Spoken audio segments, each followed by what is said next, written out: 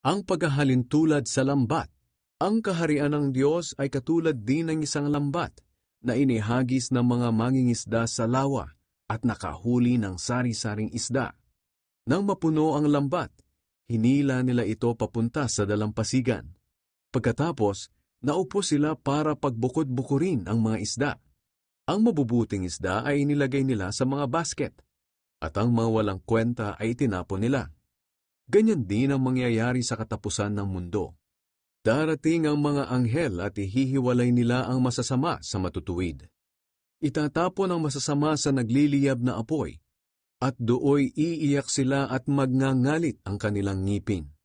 Sa ayaw at gusto natin, darating talaga at darating ang time na bawat isa sa atin ay uuhusgahan base sa ating ginawa. Kaya mag-ingat po tayo sa mga sinasabi natin, kinikilos natin, at hayaan natin na pagharian tayo ng Panginoong Hesus upang magkaroon tayo ng buhay na walang hanggan sa pamamagitan ng paniniwala at pananampalataya sa Kanya.